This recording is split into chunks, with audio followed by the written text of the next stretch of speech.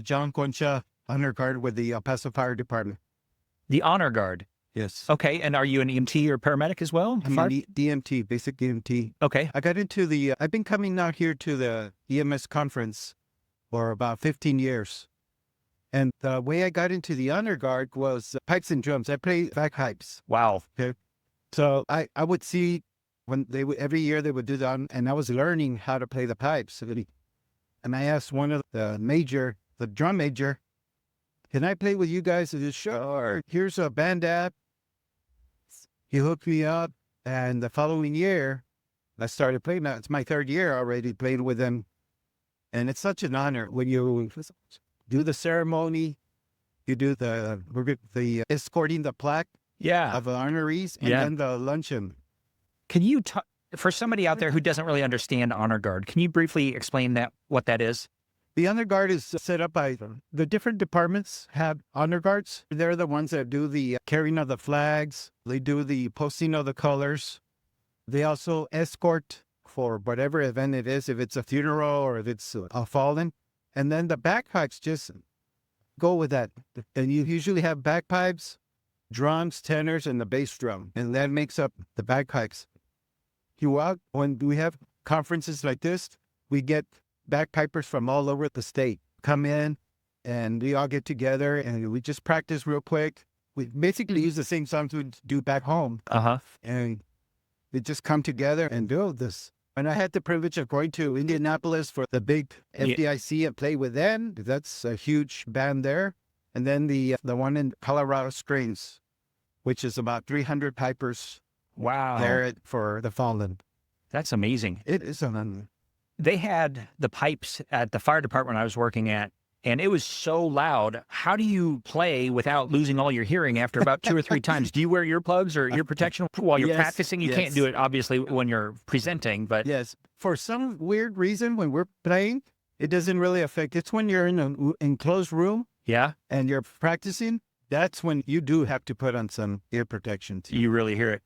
So you're around people who have passed away and you're doing that. How does that affect somebody in honor guard? Because you're pretty stoic, right? Before, it really hit hard. As tears would come out, and it was very emotional. And I thought, how am I going to do this, playing Amazing Grace in a funeral? Yeah. If it was that emotional. But once you get into the mode and you get into that focus, it doesn't affect you. Really? Maybe afterwards.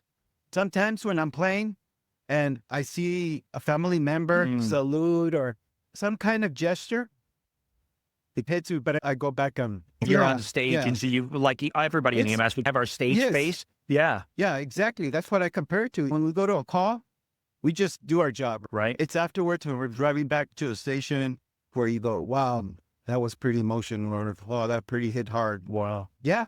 But what makes up for it is when the families, especially if they come up and, that was so touching. Oh, thank you very much. Thank you for coming out and doing this. That's what makes it. That's my payment value. That's great. We lost one of our EMTs when I worked in Alaska, and we were behind the bagpipers. And to this day, every time I hear that first note of Amazing Grace, it's like it gets a little oniony in the room, right? Yes. Your eyes are like, oh man, this is hard. John, what advice would you give to somebody if they're sitting on the sidelines, maybe they're working as a firefighter, an EMT, or a paramedic, and they're like, I want to get involved with the pipes and drums, but I don't know where to start? It's be patient. It's a very hard instrument to learn. It took me roughly a year, 2 years to really learn how to do it, and just be patient. Okay. It's like, you know how people, when they start learning an instrument and they get frustrated and they give up right away? No, if you really have the passion, you really want to do it, stick with it, and then it all comes together. Yeah. And it takes about, unless you're naturally talented, you can pick it up within a few months. But if you're just been in high school band like myself, it took me about a year to pick it up. Wow. And really get into it. Are you part of that group? Yes. That's great. We'll be videotaping that, and we'll share your picture. At 1:45, I'll be bringing in the plaques. I can't wait to see it. So tell me about your getup. You have a kilt. I don't know. Do you call it a kilt? Or Yes. We have the kilt. We have the coat. We have what we call, just like in the fire service, we have the Class A, Class B, and Class C. Class C is the way I'm wearing right now would be technically a Class C. Which is a T-shirt and a T-shirt kilt, and the kilt. And then Class B is another a dressy shirt, long sleeve. And then the Class A, which we do for funerals or special ceremonies, is the coat. The coat with the spreads and the So who pays for all the uniform? Is it your department. Some departments pay, some on their own. It just really varies. It Really? varies.